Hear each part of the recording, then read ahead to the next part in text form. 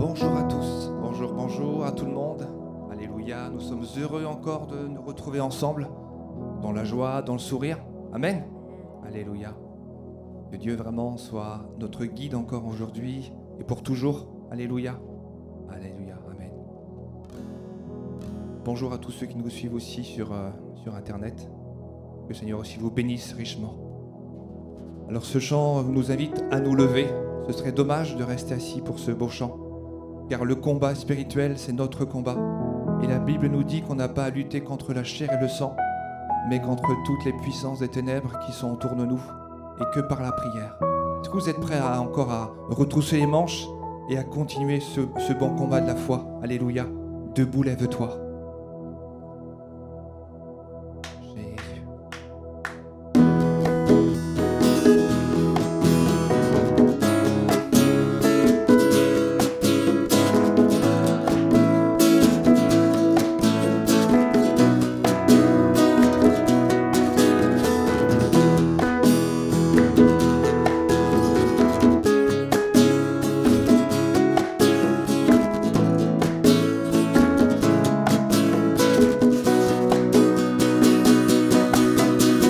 Debout, lève-toi, la trompette a sonné. Debout, arme-toi, c'est l'heure du combat. Debout, lève-toi, car Dieu est déjà là. Debout, lève-toi, avance et bats-toi. Et la terre peut se réjouir au jour où l'église ne dort plus. C'est le temps de Dieu et c'est le signal de la victoire. Debout, lève-toi, Église du Seigneur. Debout, lève-toi, la trompette a sonné. Debout, arme-toi, c'est l'heure du combat. Debout, lève-toi, car Dieu est déjà là. Debout, lève-toi, avance et bats-toi. L'ennemi a peur, L'ennemi a peur déjà, car il entend les cris d'une armée. Il est terrifié, car il voit aussi Jésus le roi. Debout, lève-toi, Église du Seigneur. Debout, lève-toi, la trompette a sonné. Debout, arme-toi, c'est l'heure du combat. Debout, lève-toi, car Dieu est déjà là. Debout, lève-toi, avance et bats-toi. L'ennemi a peur déjà, car il entend les cris d'une armée. Il est terrifié, car il voit aussi Jésus le roi, le grand vainqueur. Le grand vainqueur, le seul Seigneur, le Tout-Puissant, l'Éternel Dieu. Alléluia, Alléluia, Alléluia, Alléluia. Debout, lève-toi. Debout, lève-toi, la trompette a sonné. Debout, arme-toi, c'est l'heure du combat. Debout, lève-toi, car Dieu est déjà là. Debout, lève-toi, avance et bats-toi.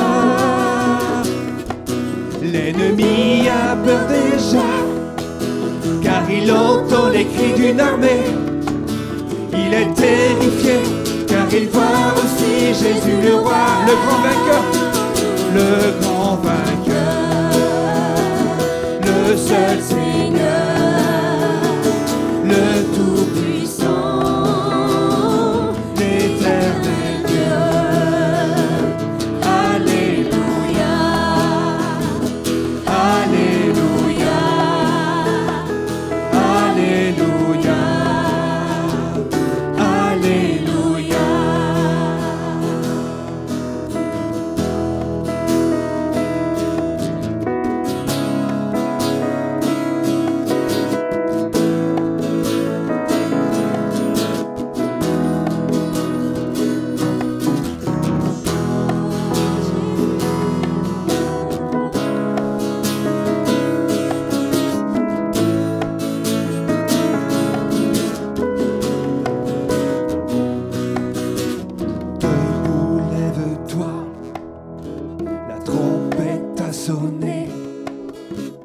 Debout, arme-toi, c'est l'heure du combat. Debout, lève-toi, car Dieu est déjà là. Debout, lève-toi, avance et bats-toi. Et la terre peut se réjouir au jour où l'église ne dort plus. C'est le temps de Dieu et c'est le signal de la victoire. Alléluia. Ce chant nous invite à ne pas nous relâcher. Alléluia. Ce chant nous invite à vraiment nous tenir devant Dieu et ne pas avoir peur de se retrousser les manches et de rester éveillé dans la prière. Oui, nous te rendons grâce, Seigneur, nous te bénissons parce que c'est ce moyen que tu nous as donné, Seigneur, pour rester en contact avec toi, c'est la prière.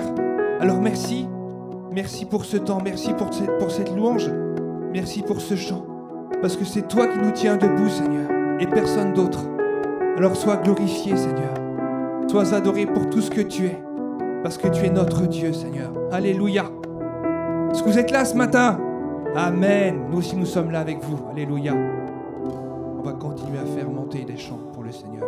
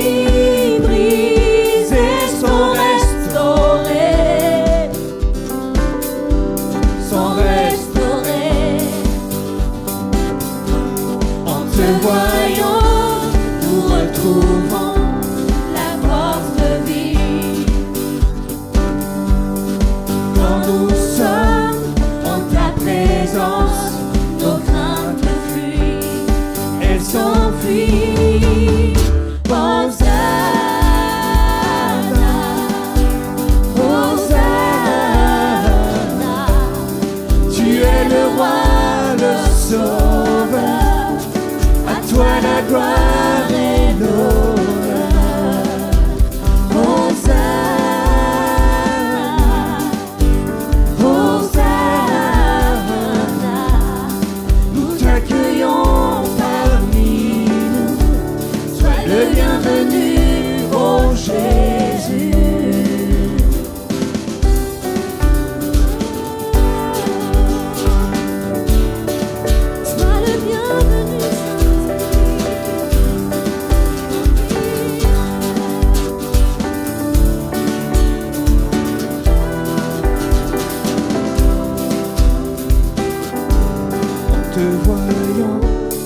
nous retrouvons la force de vivre.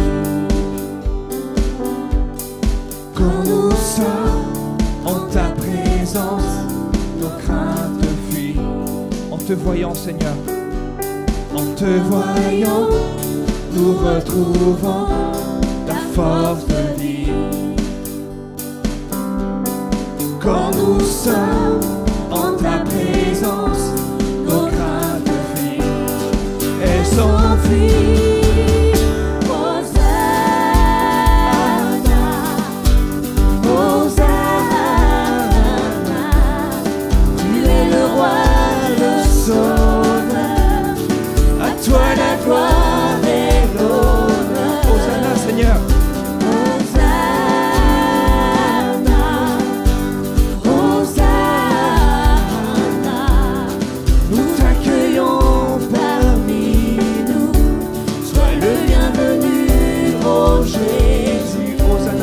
Seigneur. Hosanna, Hosanna, tu es le roi, le sauveur, à toi la gloire et l'honneur. Hosanna, Hosanna, nous t'accueillons parmi nous. Le bienvenu, ô Jésus.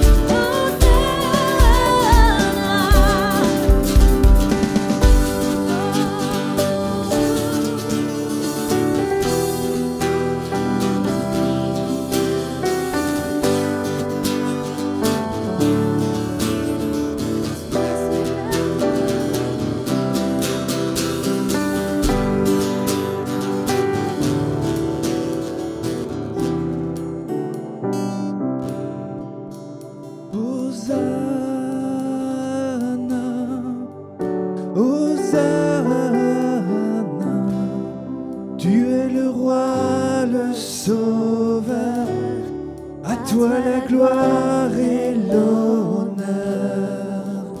Hosanna, Hosanna, nous t'accueillons parmi nous. Sois le bienvenu, ô Jésus. Encore une fois ensemble. Hosanna, Hosanna, tu es le roi, le sauveur, à toi la gloire et l'honneur. Encore Hosanna. Hosanna, Hosanna, nous t'accueillons parmi nous.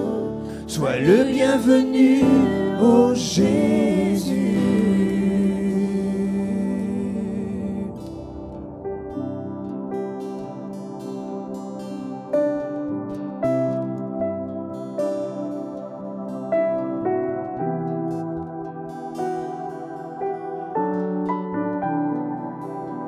Et c'est encore un jour où Dieu parle encore à son peuple.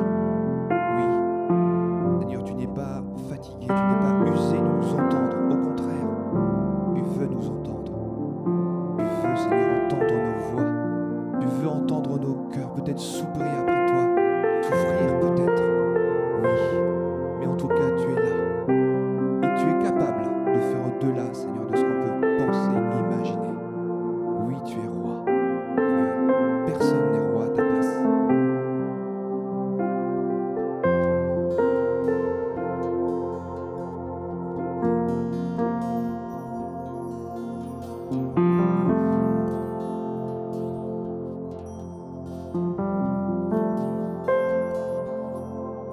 Dans son amour, Dieu le Père envoya son Fils Jésus pour accorder la lumière à tous ceux qui sont perdus. Il Il descendit sur la terre, mais les hommes l'ont rejeté. Ils l'ont cloué au calvaire, mais Christ est ressuscité. Encore une fois. Dans son amour, Dieu le Père envoya son Fils Jésus pour accorder la lumière à tous ceux qui sont perdus. Il descendit sur la terre, mais les hommes l'ont rejeté. Ils l'ont cloué au calvaire, mais Christ est ressuscité. Christ est roi. Christ est roi. Christ est roi. Christ est roi. T'es roi. Christ est roi. Christ est roi. Christ est roi. T'es roi. Alléluia. Les croyants de tous les âges portent son nom sur leur cœur.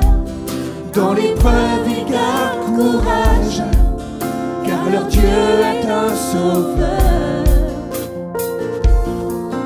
Ils vont par toute la terre annoncer le Fils béni, fiers de porter leur bannière sur laquelle il est écrit: Christ est roi.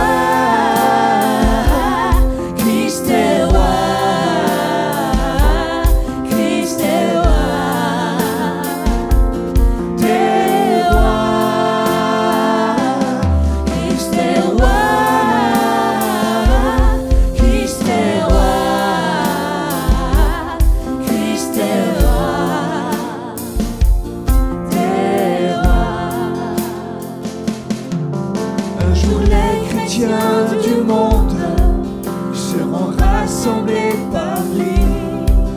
Ils sortiront de leur tombe, car en lui ils ont la vie. Ils formeront un royaume, la terre sera leur pays. Leur hymne sera un psaume à la gloire du Messie.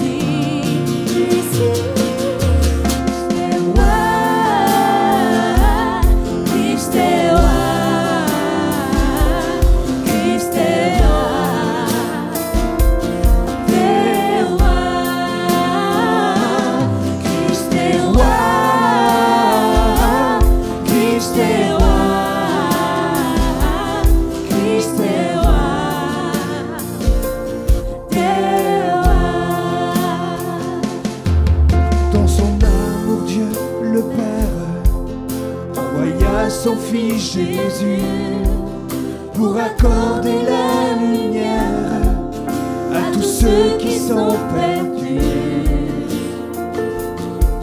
Il descendit sur la terre, mais les hommes l'ont rejeté. Ils l'ont cloué au calvaire, mais Christ est ressuscité. Christ est roi.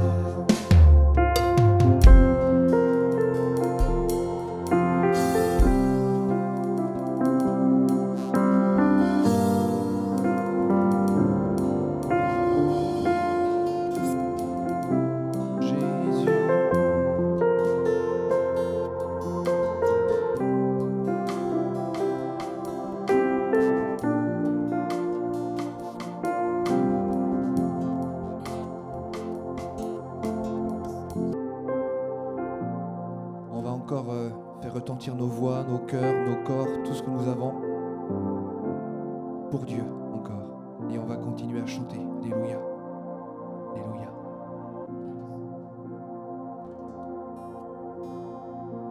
Louer, louer. C'est un petit louer ou un grand louer que vous voulez ce matin? Un petit ou un grand? Un grand, hein? Ok. Alors on va tous se mettre ensemble et on va proclamer que Dieu est vivant. Amen. Alléluia. Louer, louer.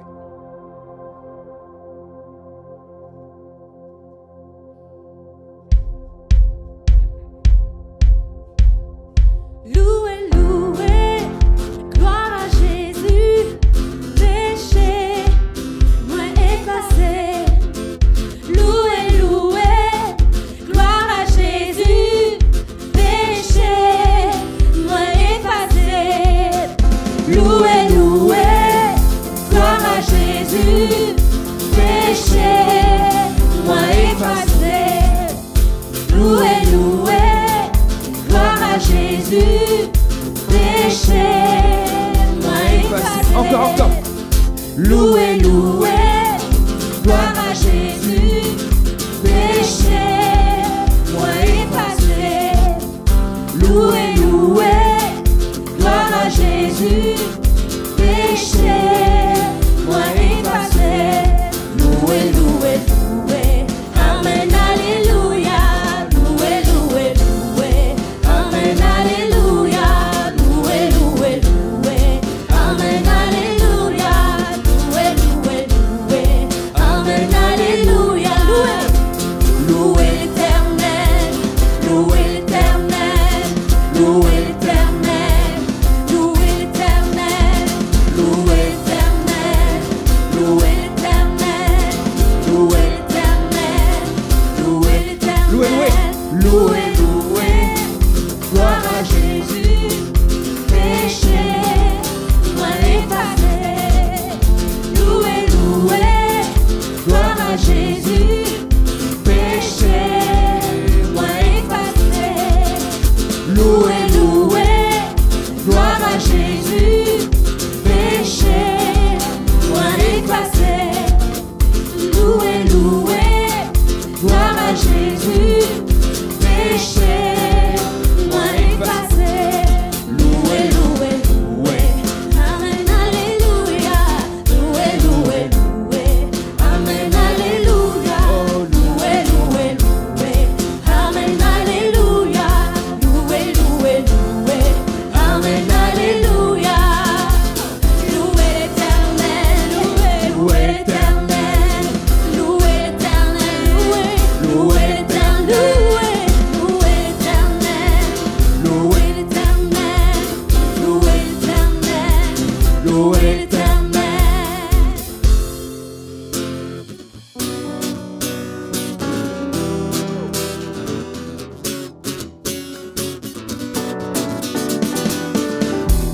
Vivant de louer son nom, de chanter des louanges, gloire à son saint nom, de proclamer sa fidélité chaque jour infiniment. C'est si bon.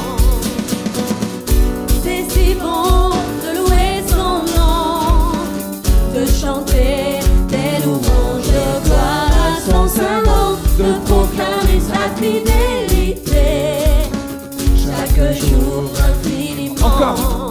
C'est si bon de louer son nom, de chanter des louanges, gloire à son saint nom, de proclamer sa fidélité chaque jour infiniment. C'est si bon.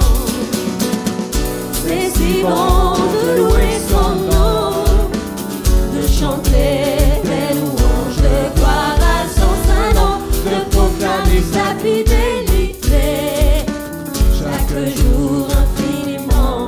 La la la la la. La la la la la la la la la la la la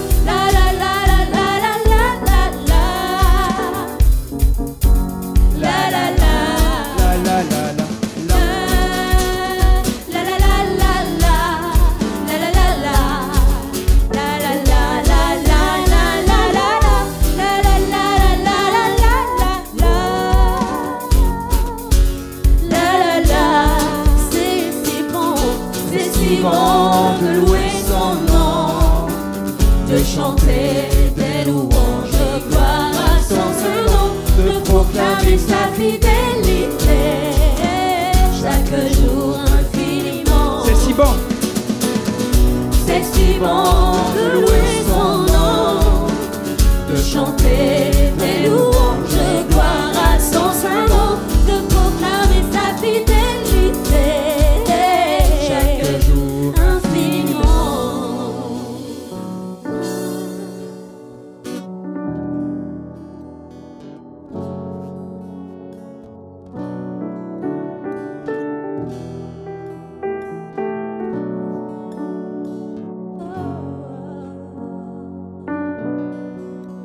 Alléluia, que le Seigneur soit glorifié.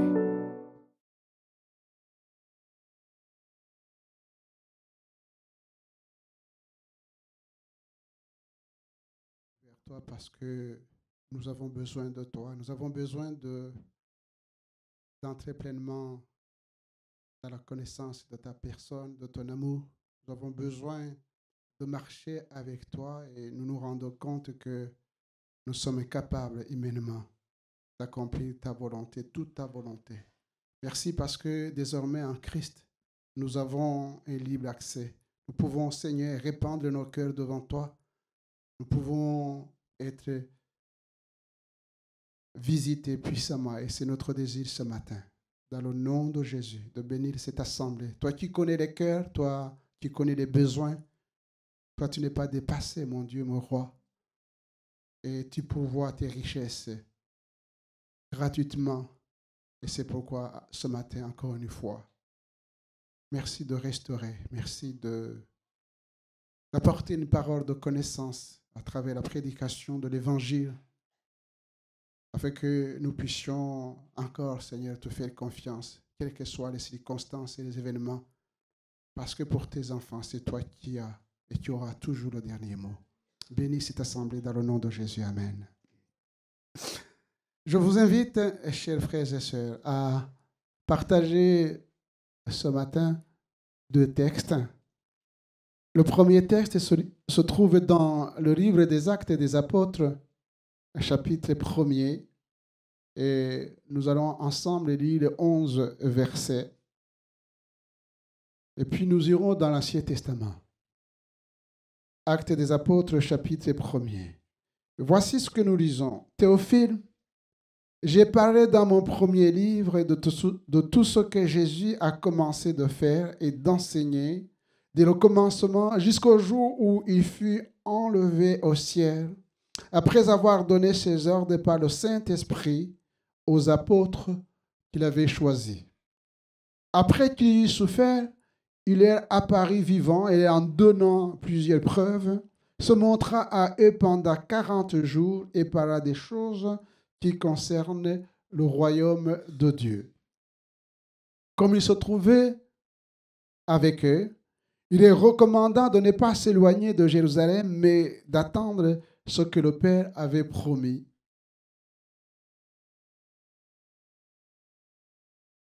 Il est recommandant de ne pas s'éloigner de Jérusalem, mais d'attendre ce que le Père avait promis. Ce que je vous ai annoncé, leur dit-il, car Jean a baptisé d'eau, mais vous, dans peu de jours, vous serez baptisés du Saint-Esprit. Alors, les apôtres réunis lui demandèrent, Seigneur, est-ce à ce temps que tu rétabliras le royaume d'Israël? Il est répondu, ce n'est pas à vous de connaître les temps ou les moments que le Père a fixés de sa propre autorité, mais vous recevrez une puissance, le Saint-Esprit survenant sur vous, et vous serez mes témoins à Jérusalem, dans toute la Judée, dans la Samarie et jusqu'aux extrémités de la terre. Après avoir dit cela, il fut élevé pendant qu'il les regardait, et une nuée le déroba à leurs yeux. Et comme ils avaient les regards fixés vers le ciel pendant qu'ils s'en allaient, voici 2 hommes vêtus de blanc leur apparurent et dirent, Hommes galiléens, pourquoi vous arrêtez-vous à regarder au ciel, car ce Jésus qui a été enlevé au ciel du milieu de vous reviendra de la même manière que vous l'avez vu aller au ciel. Amen. Et si vous regardez dans Exode chapitre 12. Exode chapitre 12, verset 1er jusqu'au verset 13. Exode chapitre 12 et verset 1er.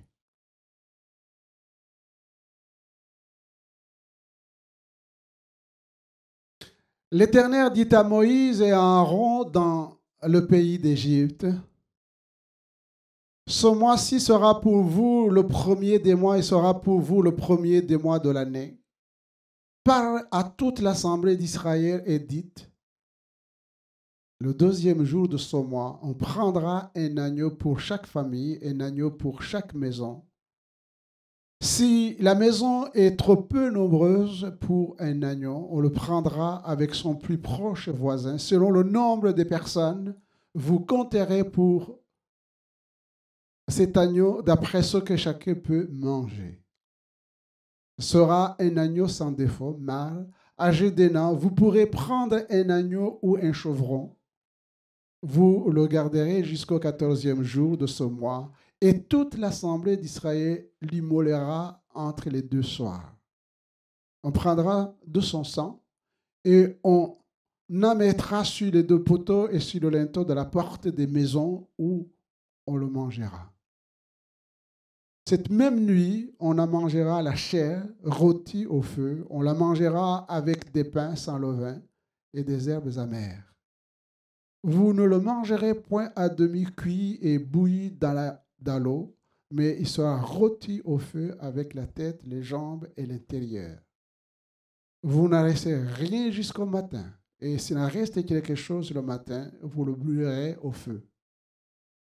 Quand vous le mangerez, vous aurez vos reins sains, vos souliers aux pieds et votre bateau à la main, et vous le mangerez à la hâte. C'est la Pâque de l'Éternel. Cette nuit-là, je passerai dans le pays d'Égypte et je frapperai tous les premiers-nés du pays d'Égypte, depuis les hommes jusqu'aux animaux, et j'exercerai des jugements contre tous les dieux de l'Égypte. Je suis l'Éternel. Le sang vous servira de signe sur les maisons où vous serez. Je verrai le sang et je passerai par-dessus vous, et il n'y aura point de plaie qui vous détruise quand je frapperai le pays d'Égypte. Amen.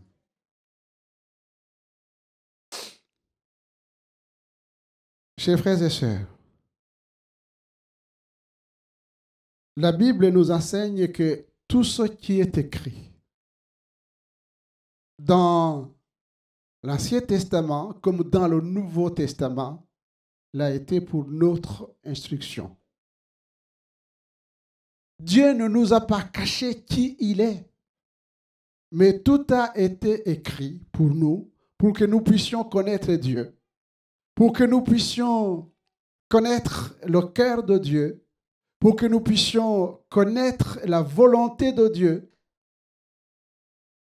Et il a mentionné dans sa parole les moyens qu'il met à notre disposition pour que, justement, nous puissions observer et pratiquer sa parole.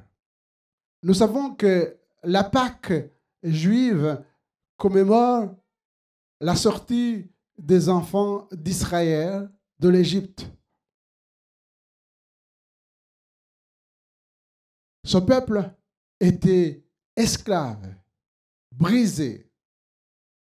Et Dieu, dans sa grâce, a choisi de secourir ce peuple. Premièrement, nous apprenons que l'Éternel est un Dieu qui écoute. Qui écoute. Est-ce que vous le savez? Qui écoute. Qui voit. Il voit tout. Il voit ce qui nous concerne, nous, en tant que ses enfants, mais il voit ce qui se passe dans le monde, puisque le monde a été créé par lui. Et le monde n'a pas été créé pour la destruction. Dieu a créé le monde et tout ce qui s'y trouve pour que tout cela puisse glorifier son nom. Il écoute, il voit, et il n'est pas insensible aussi à la souffrance de son peuple. Voici ce qu'il dit à Moïse. J'ai vu la souffrance de mon peuple qui est en Égypte. J'ai vu la souffrance de mon peuple qui est en Égypte. J'ai entendu les cris que lui font pousser ses oppresseurs, car je connais ses douleurs et je suis descendu pour le délivrer. J'ai vu la souffrance. Voyez-vous, chers frères et sœurs, quand nous passons par des moments difficiles, ce que souvent on appelle la dépression, on pense que nous sommes seuls, que nous sommes oubliés. Et souvent, le diable nous culpabilise. Et on oublie que quelle que soit la situation que nous traversons, que nous connaissons, eh bien, le Seigneur voit cela. J'ai vu la souffrance de mon peuple. Et nous sommes le peuple de Dieu, comme nous allons le voir dans la suite. Nous sommes le peuple de Dieu. J'ai entendu les cris. Oui, souvent, il nous arrive aussi d'avoir des cris de joie, d'allégresse. Mais il y a aussi des cris de douleur, de souffrance. Le Seigneur entend nos cris. Je connais ces douleurs. Et il ne restait pas inactif. Là où nous sommes, j'allais dire, limités. C'est ça ce qui est merveilleux avec notre Dieu, c'est qu'il n'est pas limité. Il dit, j'ai décidé.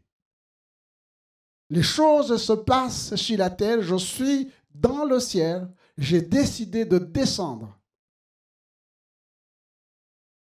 et de secourir mon peuple. Voyez-vous, il aurait pu envoyer les anges qui n'avaient pas de péché, mais il a choisi un homme, Moïse. Moïse, qui au passage aussi a été touché par la grâce de Dieu parce que c'est un enfant adopté qu'on avait rejeté, abandonné sur le fleuve.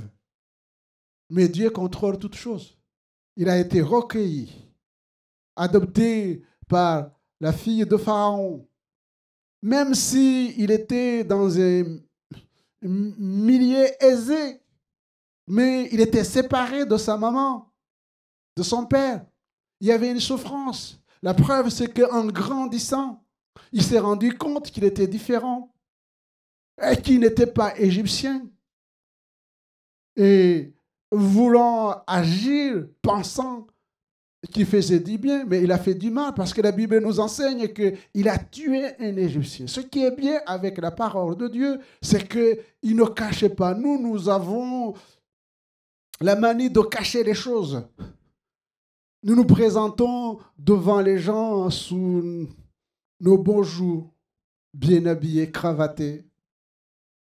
Mais on ne sait pas ce qui se passe dans nos cœurs. On ne sait pas ce qui se passe dans nos foyers, dans nos familles. Mais Moïse, quand il a enterré l'Égyptien, le Seigneur le voyait. Et c'est ça qui va aussi engendrer la fuite, sans parler de tous ces traumatismes. Mais à la montagne de l'Éternel, il a rencontré le Dieu vivant et vrai, qui s'est révélé à lui. Et c'est une grâce. Parce que c'est lui que l'Éternel va choisir pour accomplir justement la délivrance. J'ai vu la souffrance de mon peuple. J'ai vu ses cris. Et j'ai décidé de descendre. Je t'ai choisi, je t'ai envoyé pour accomplir la volonté de Dieu. Et la Pâque juive, c'est justement cette sortie des enfants d'Israël. Il donna donc à Moïse ces directives. On prendra un agneau sans défaut. Un agneau sans défaut. Qui sera immolé, et on prendra son sang et on mettra sur les 2 poteaux et sur le linteau de la porte des maisons le sang. Le sang vous servira de signe. Notez bien, chers frères et sœurs. Le sang vous servira de signe sur les maisons où vous serez. Et je verrai le sang. Je verrai le sang. Et je passerai par-dessus vous, et il n'y aura point de plaie qui vous détruise. L'exterminateur a vu le sang, et tous ceux qui étaient sous la protection du sang ont eu la vie sauve. La Pâque chrétienne, elle commémore la résurrection de Jésus. Et la Bible utilise les mêmes termes dans le Nouveau Testament. L'agneau de Dieu qui ôte le péché du monde. Amen. Cet agneau de Dieu, c'est un agneau sans tache, comme dans l'Ancien Testament. Parce que Christ n'avait pas de péché. C'était le Fils de Dieu. Et l'apôtre Paul nous dit que c'est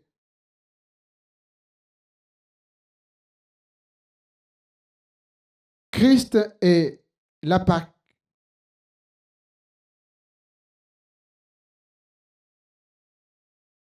Immolé.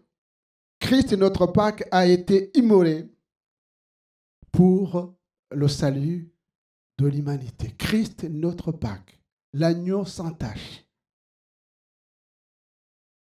Paul affirme encore que c'est ça qui montre l'importance de la croix et de la résurrection.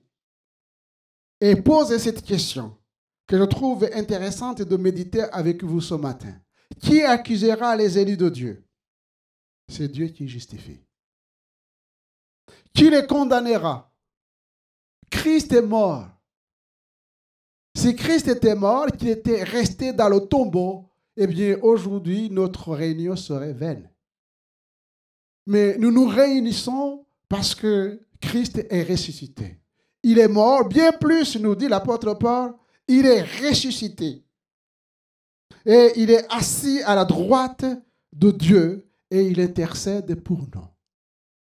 C'est ça la Pâque. C'est que Christ est mort, mais bien plus, il est ressuscité. Christ est mort pour nos péchés. Nous étions comme des enfants d'Israël, esclaves.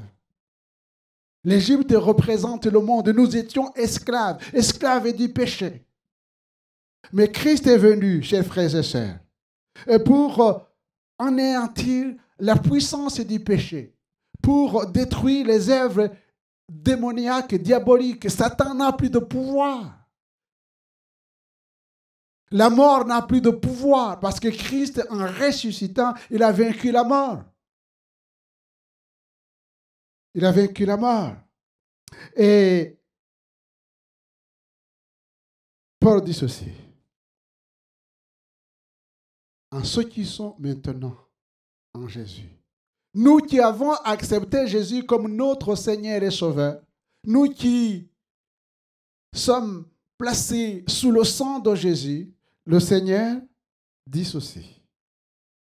Il n'y a donc maintenant aucune condamnation pour ceux qui sont en Jésus-Christ. Il n'y a donc maintenant. J'aimerais vraiment que votre cœur ne vous condamne pas. Parce que votre cœur a été lavé. Si vous avez accepté Jésus comme votre Seigneur, la Bible nous dit que notre cœur a été lavé. Notre cœur a été purifié par le sang de Jésus.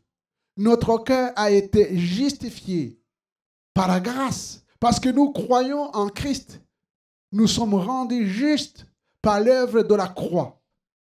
L'œuvre de la résurrection.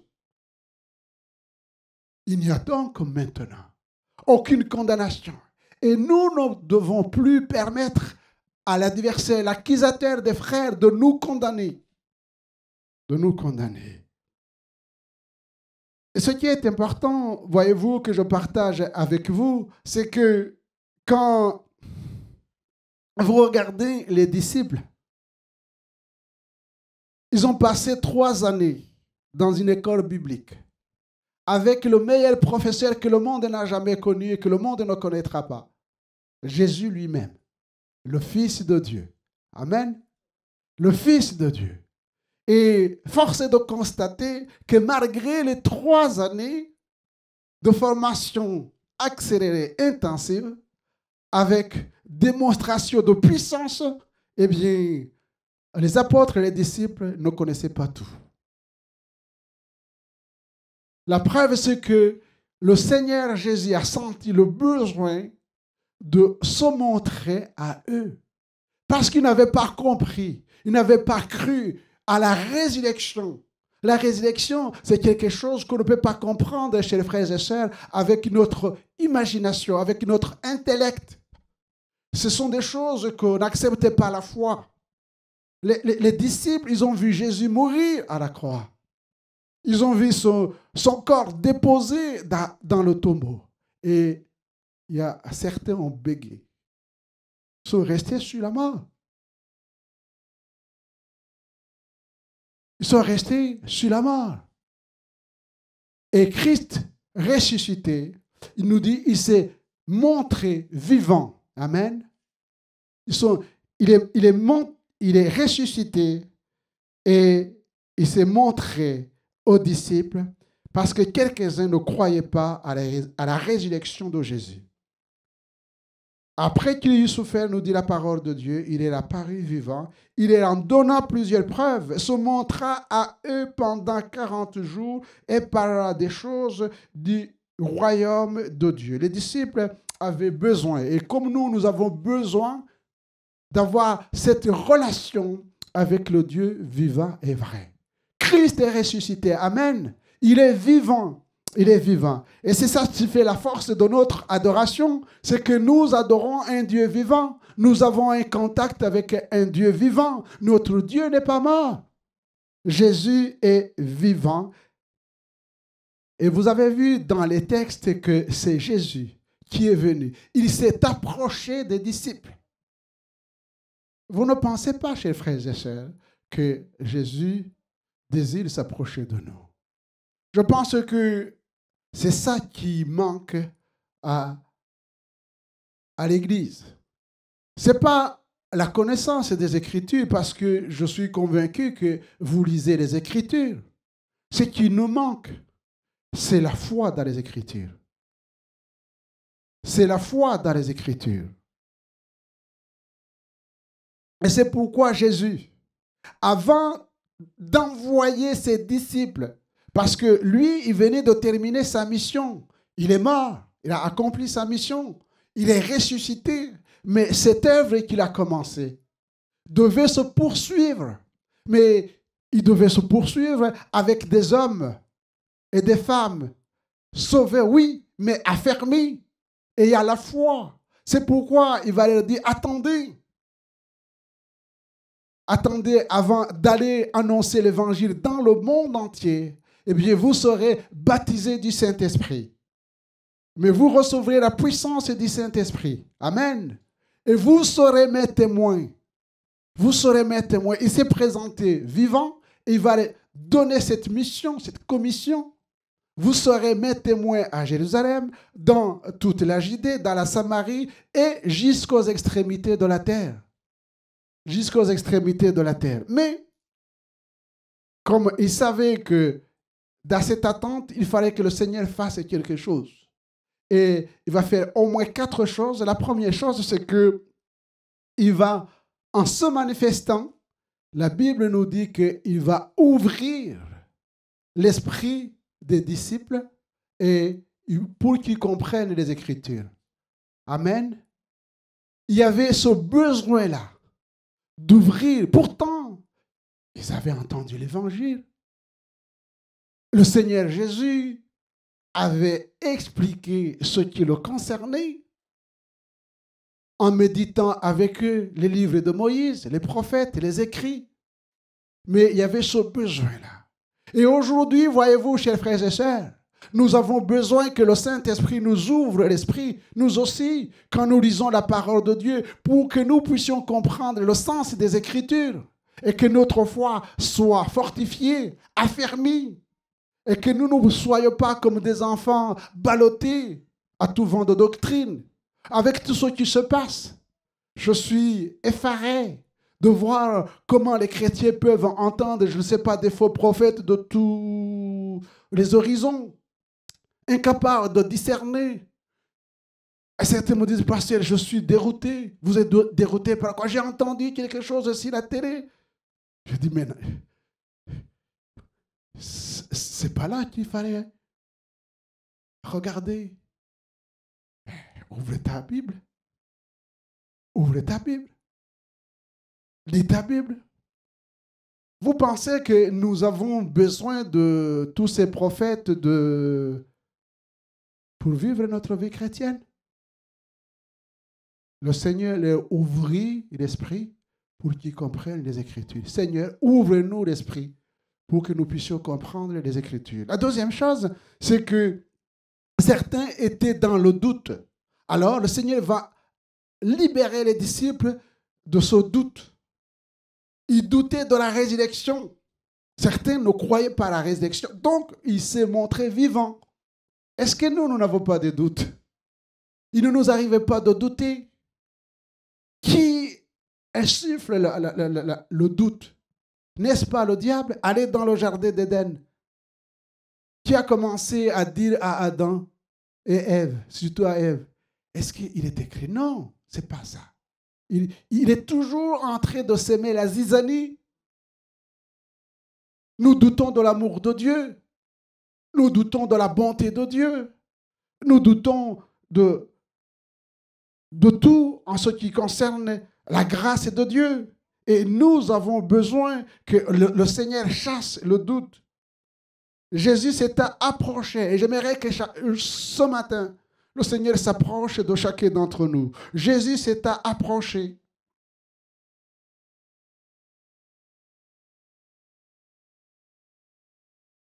Il parla ainsi. Tout pouvoir m'a été donné dans le ciel, sur la terre. Allez, faites de toutes les nations les disciples et les baptisants au nom du Père, du Fils et du Saint-Esprit.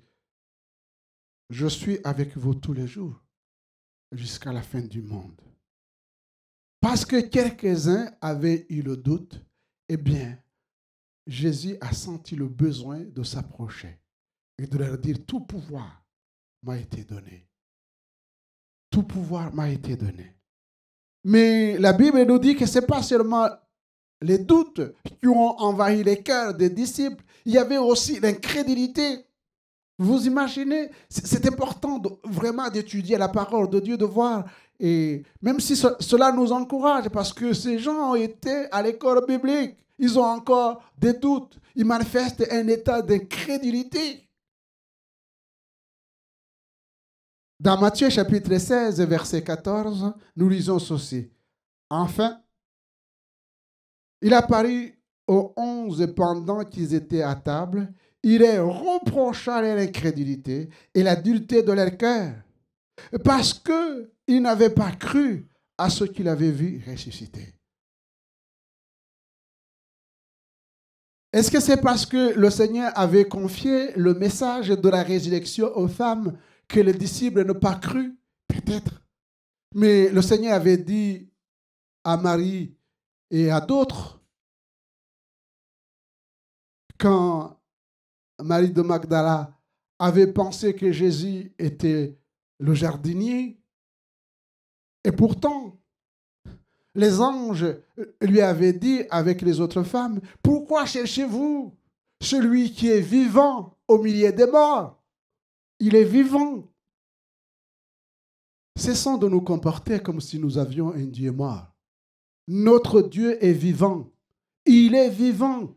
Il désire vivre en nous. Amen. Il désire vivre en nous. Mais Jésus s'est approché. Il a dit à Marie, ne me touche pas, mais va dire à mes frères que je vais vers votre Père. C'est son Père, mais c'est votre Père. C'est mon Dieu, mais c'est votre Dieu. C'est très fort comme message. Je vais d'abord voir mon Père qui est votre Père. Je vais voir mon Dieu qui est votre Dieu.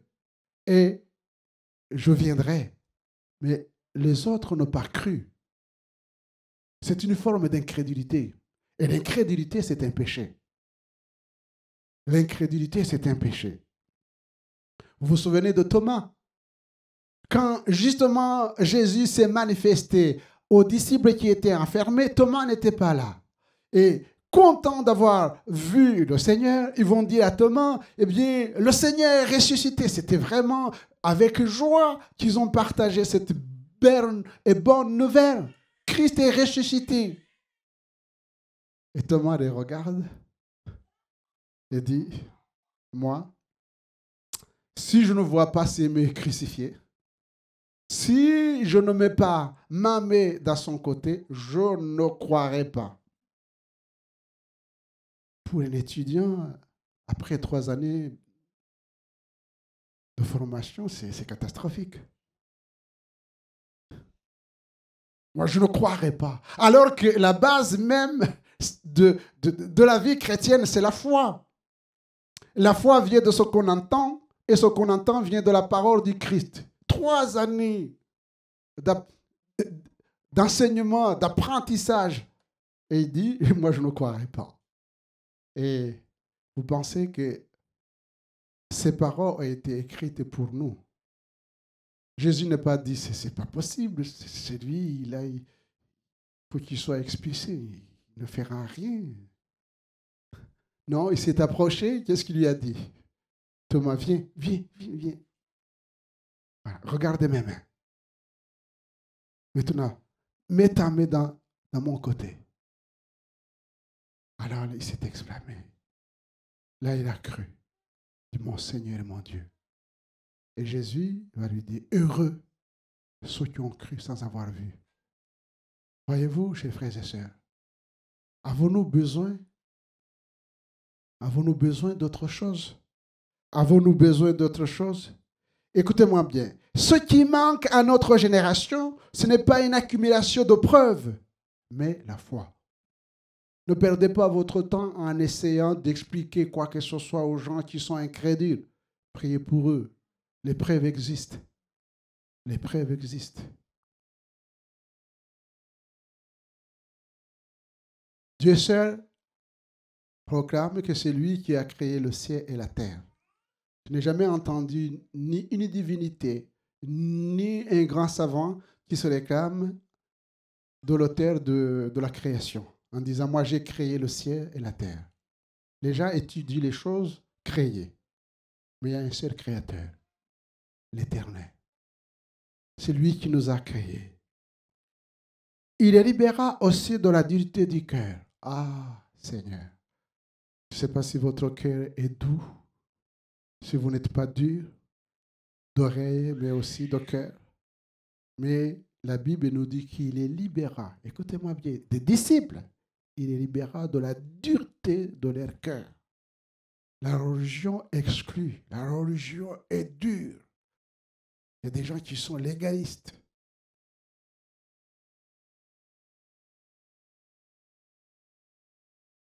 Mais Jésus s'est approché.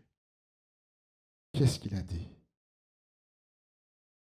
Il est libéré de la dureté du cœur. Je vous donnerai un cœur nouveau. Je mettrai en vous un esprit nouveau. Je tairai de votre corps le cœur de pierre et je vous donnerai un cœur de chair. Je mettrai mon esprit en vous et je ferai en sorte que vous suiviez mes ordonnances et que vous observiez et pratiquiez mes lois. Le Seigneur Jésus savait très bien que c'est difficile, c'est humainement impossible de suivre la parole de Dieu et de mettre en pratique la parole de Dieu. Et nous avions besoin d'être touchés par le Saint-Esprit pour que nous puissions comprendre les Écritures, pour que nous puissions aimer les Écritures, pour que nous puissions mettre en pratique la parole de Dieu. Je vous donnerai un cœur de chair à la place d'un cœur dur. Chers frères et sœurs, demandons ce cœur. Et il est libéré de la tristesse et de la crainte. De la crainte. Les deux disciples d'Emmaüs qui étaient sur le chemin d'Emmaüs, ils retournaient chez eux attristés parce que Jésus était mort. Il s'est approché d'eux. Il a marché sans rien dire. Il les a écoutés. Mais quand il a commencé à parler, eh bien, leur cœur s'était réchauffé. Il a délivré de la tristesse et de la crainte. Du doute à l'incrédulité, de l'incrédulité à la tristesse, de la tristesse à la crainte, Jésus, par sa présence et par sa parole, a libéré ses disciples de cet engrenage et leur a accordé la paix. Et voilà ce que le Seigneur veut faire avec nous. Pâques, pour conclure, pour nous, c'est la résurrection du Christ. C'est la victoire, c'est le triomphe de la vie sur la mort. Amen. C'est le triomphe de la lumière sur les ténèbres. C'est le triomphe du bien sur le mal. C'est notre espérance. C'est notre espérance. Je vais vous préparer une place. Je reviendrai et je vous prendrai afin que là où je suis, vous y soyez aussi. Amen. Alors, chers frères et sœurs, nous sommes plus que vainqueurs par celui qui nous a sauvés et qui nous a aimés. Que son nom soit béni. Amen. Seigneur, notre Dieu et notre Père, nous ne voulons pas vivre, Seigneur, des fêtes d'une manière historique. Nous voulons vivre avec toi tous les jours de notre vie. Nous plaçons toute notre confiance, Seigneur, dans ta parole. Tu es mort pour nos péchés. Tu es ressuscité pour notre justification. Tu nous as donné ton esprit afin que nous soyons nourris par l'esprit de Dieu qui nous donne et qui nous explique la parole de Dieu. Et ce matin, je prie pour mes frères et mes sœurs, dans le nom de Jésus. Esprit de consolation, esprit de guérison. Merci, Seigneur, de fortifier celui ou celle qui est fatigué. Merci de convaincre celui qui est encore dans le doute, Seigneur, de ton existence et dans le doute de ton amour envers lui ou envers elle, au nom de Jésus. Que des hommes, des femmes au milieu de nous et autour de nous, Seigneur, sachent que tu es le sauveur du monde et fléchissent le genou devant toi et confessent par les langues que tu es le sauveur du monde, Seigneur. Merci d'accompagner l'Église dans le témoignage au nom de Jésus. Merci, Seigneur, de bénir ton Église. Amen.